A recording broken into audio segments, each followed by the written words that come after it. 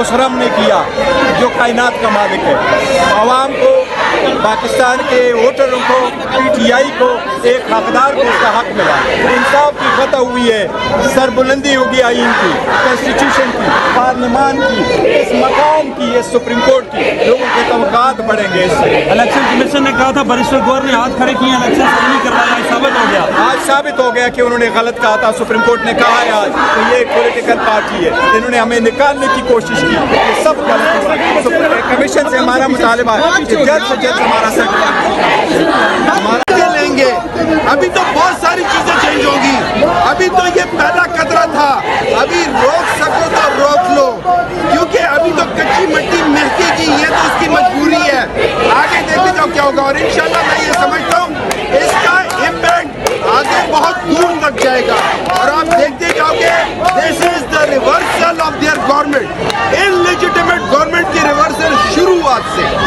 Doctor साहब, आप expect कर रहे थे कि PTI को बतौर PTI मौका मिलेगा आने का? देखिए, जब जस्टिस मंसूर अली शाह ने ये कह दिया कि इसका मतलब है उनको 3 दिन दोबारा मिलने चाहिए थे, मैं समझ गया इसके बाद ये बात आई, क्योंकि सारा मसला स्टार्ट हुआ था गलत इंटरप्रिटेशन से। Let's put it like this, सारा मसला स्टार्ट हुआ था बल्ले के निशान लेने से, उसके बाद दूसरा उसकी गलत इंटरप्रिटेशन, उसको तो छोड़ देना चाहिए, खुद ही शर्मिंदा होकर छोड़ देना चाहिए चीफ इलेक्शन कमिश्नर को। अगर उसमें थोड़ी सी भी गैरत हो तो खुद ही छोड़ देना चाहिए, इससे पहले कि हम उसको खुद निकालें। नंबर 2, जब मंसूर अली शाह ने, जस्टिस मंसूर अली शाह ने ये कह दिया कि यार ये इनको दोबारा टाइम मिलना चाहिए था, that was the start of it. मैं ये समझता हूँ कि 3-4 जजेस ने बड़े इंपॉर्टेंट पॉइंट रेज किए थे। Number 1, wrong decision, wrong interpretation. Number 2, चूंकि सारा कुछ उस रॉन्ग इंटरप्रिटेशन में था, आर्टिकल 187 के